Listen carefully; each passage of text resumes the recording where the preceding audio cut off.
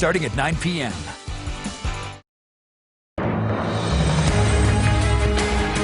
This is breaking news on 8 News Now. And we start right now at 6 with that breaking news. Police on the scene of a deadly crash in the southern part of the valley. This is at Bermuda and Windmill.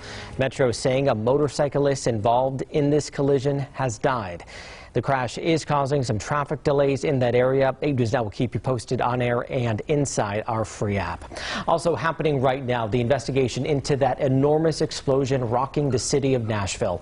Merry Christmas, everybody. Thanks for joining us here at 6. I'm David Charnes. And I'm Bianca Holman. Officials say they found human remains in the area.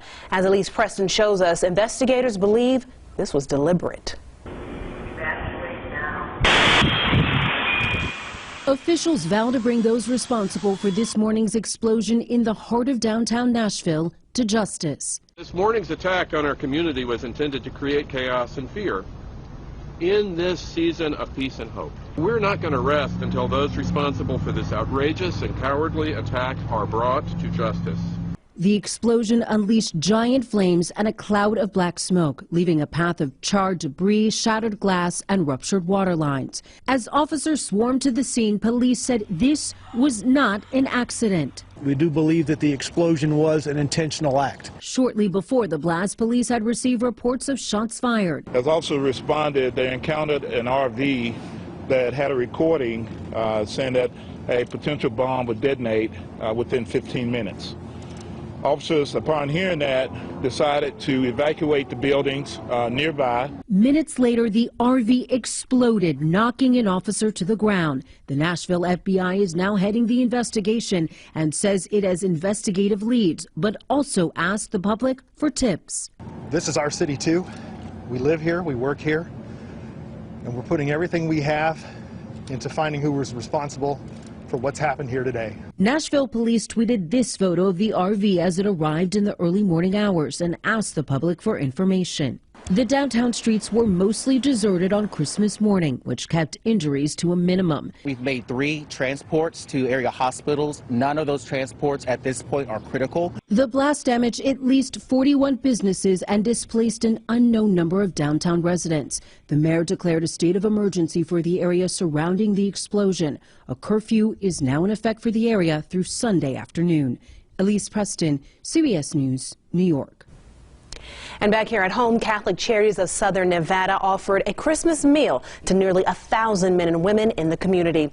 As Kate Houston reports, the organization says the need this year is unlike any other. A steady stream of people filled the outdoor pavilion at Catholic Charities to celebrate Christmas and receive a hot meal. Today, staff is serving the homeless and those on the brink of homelessness. Their plates were filled with prime rib, vegetables, and cake. Catholic Charities says this may be the first nice meal they've had all year. Give the guys something to look forward to. You know, there is hope at the end of the line, at the end of the rope, you know. It's not over until it's over. Due to the pandemic, Deacon Tom Roberts says this year has been unique and challenging. While the need in the community has always been there, he says it feels different. I've met lots of folks in the last 60 days and really throughout the pandemic that have said, I never expected to be here. And we say, you know what, it's okay. That's why we're here, is to help you so that eventually you can not come back here. People like Keith Zoros, who's been homeless for a few months. I pray every night for that, you know, for a new beginning, because the pandemic has ceased to make my life whole.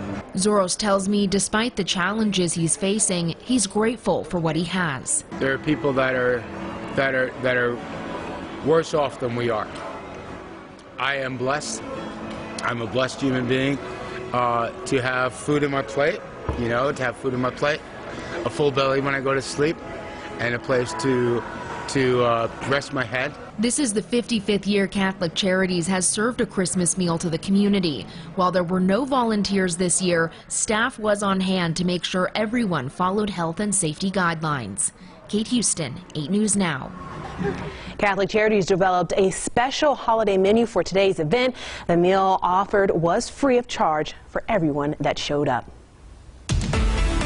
All right, let's check in with Sally Jaramillo for your Christmas forecast. And Sally, not as many clouds as we had for Christmas Eve, but certainly much brighter we saw today and still chilly. That's right. We saw that sunshine. The good news is that we remained with those normal temperatures for today. The high should be 56, 57. That's the normal where we should be this time of year, really. So still not as cold. Satellite radar will show you some clouds still filling in through for tonight. Mostly clear conditions expected. Really no sign of any alerts or watches for tonight. Dry weather is still lingering through, and Santa waving hello. So Merry Christmas to you guys. Hopefully you enjoy from this great weather. Really, it was a perfect day to go out there and enjoy from the golfing course. There you can see the high 57 outside right now, 51, 44 for you Henderson, and 52 for you North Las Vegas. Feliz Navidad to all of you guys. Tonight expect temperatures to drop into the cooler 40s and eventually cooler 30s. For tomorrow, we bring you more pleasant weather, 59 degrees around noon, increasing to 62 degrees. And coming up, my full forecast, we have changes to talk about, not for tomorrow, but by Sunday, we can talk more about the chances for rain and mountain snow. Back to you, Bianca. All right. Thanks, Sally. Christmas is here, and several Las Vegans spent their day up at Mount Charleston to enjoy the snow and spend some time with the family. 8 News Now reporter Madison Kimbrough spent the day up at the lodge and spoke with several locals excited about the holiday and the new year to come. I know it's been a rough 2020, and the good news is it's almost over. While the snow was light, that didn't stop people from driving up to Kyle Canyon for the holiday and enjoying the brisk air. Many people walking around with their dogs, masks on, taking pictures and admiring the views. The Mount Charleston Lodge quickly reached full capacity as they had breakfast with Santa and Mrs. Claus and then transitioned into lunch and dinner. We are booked. At 25%, it's not that hard for us to book out. Normally, we do a 4-course dinner, all the traditional, like Grandma's house, turkey, stuffing, mashed potatoes, sweet potatoes, pumpkin pie, apple pie, and of course our house-made Ellis Island eggnog. A lot of people were disappointed that they weren't able to dine in, but took advantage of the mild weather to do some outdoor exploring. Look at the weather out here. There's a bit of snow up here. The restaurant is unfortunately booked, but that's okay. We didn't think ahead to make a reservation, so we're not going to be able to go in, unfortunately, but we'll still get to have our Christmas spirit right here on Mount Charleston. I think we're going to go for a little hike right now because it's so beautiful. Down the road a bit from the lodge, people were seen enjoying the snow, tubing and sledding. Clark County tweeted out an advisory asking locals not to sled due to the lack of snow, but that didn't stop people. Traffic picked up around 1 p.m., but no major congestion. The lodge will be open until 7 p.m. tonight. Merry Christmas and Happy New Year. In Mount Charleston, Madison Kimbrough, 8 News Now. Well, this Christmas, millions of Americans are facing a financial crisis with federal unemployment benefits set to run out tomorrow. Right now, the COVID relief bill is in Florida, where President Trump is spending his Christmas so that he could sign that bill, but it's unclear if he will. Remember, just earlier this week, he said he may not sign it unless lawmakers increase stimulus payments from $600 to $2,000. Believe it or not, Democrats agree with the president, at least to the extent that we need to sign this bill now. Congress returning Monday for a rare late December session after Republicans blocked Democrats' effort to push through that payment increase. And David, without that signed bill, the state's employment department says hundreds of Nevadans will lose out on money. DETR officials say they were fully prepared to implement the relief bill, but now their hands are tied. The department says it's now virtually impossible to avoid a gap in benefits for Nevadans. Anyone receiving benefits from Nevada can still file weekly claims.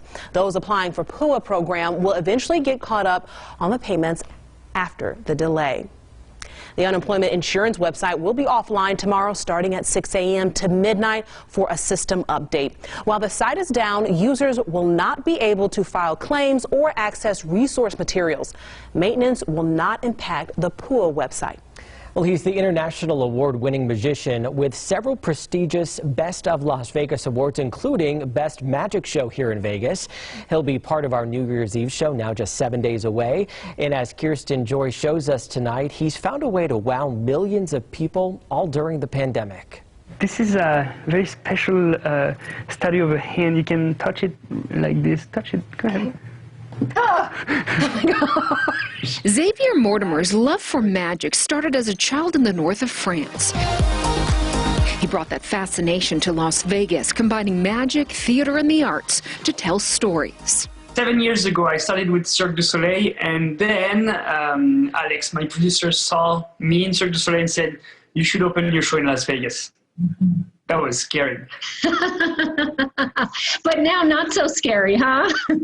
No, we've been working hard, and after 6 months to a year, the show started to really settle, and we start to get our audience and have people coming every day, and that's the beauty of it. You start something, you go for it because you don't know what's going to happen. After a 4-year run, the pandemic happened. Xavier's show, A Magical Dream at Bally's, placed on hold. So he improvised, taking his illusions to social media. I started to publish those little videos on TikTok and Instagram, and a friend of mine called me and said, "You should do longer videos, you should do longer formats." You see the dots when you shake the bag? Within months, he became the most followed magician on social media on the Las Vegas Strip. I've never seen that before. Do you want to try it? With the amazing Ali Sparks as Belle by his side. How many followers do you have now? I haven't checked in a while, but last I checked it was around 8 million, and that's crazy because I started with 0 basically. I think it's so amazing to lift people up because everyone is just, so down with everything that's going on. So it's really important to remind them that there are still moments to laugh and have fun and enjoy yourself. How do I look? You look stupid. Until business returns to normal on the Las Vegas Strip, Xavier and his director are in the process of upgrading their show to include some of his best online illusions. I'm humbled, and it's great. It's a great experience. Express checkout. He can't wait to perform once again live on stage. So you just rub it like this, and shut up. Do it again. Wow. Can't wait to watch. I'm in awe. I need to follow him right now on my social media. But of course, be sure to join us live here on New Year's Eve as we cover celebrations across the country. Your favorites, Brian Loftus and Kirsten Joyce, host our show starting just before 9 on New Year's Eve, all the way past midnight.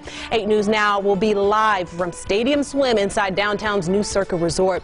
We've got performances from Zoe Bowie, the Eli Young Band, and Strip headliners like Tapeface. Our team will be socially distant, screened, and tested for COVID-19, and we hope you can spend a safe New Year's with us. And during our show, we're raising money. We need your help to do that, to help food banks across the country with the Super Bowl of Caring.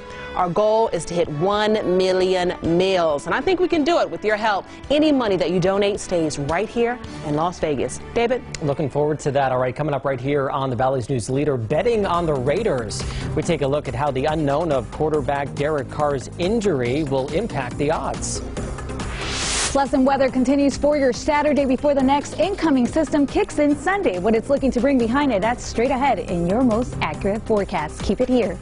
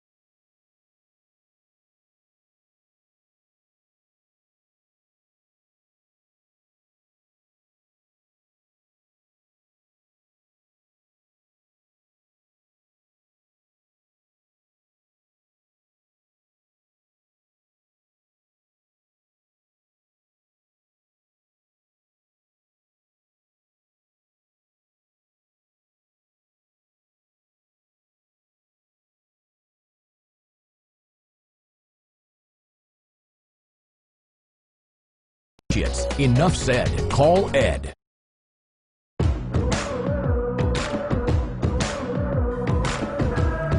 All right, welcome back. There's only 2 weeks left in the regular season, and the Raiders need a win tomorrow night against the Dolphins. Ron Futrell joins us now with the latest.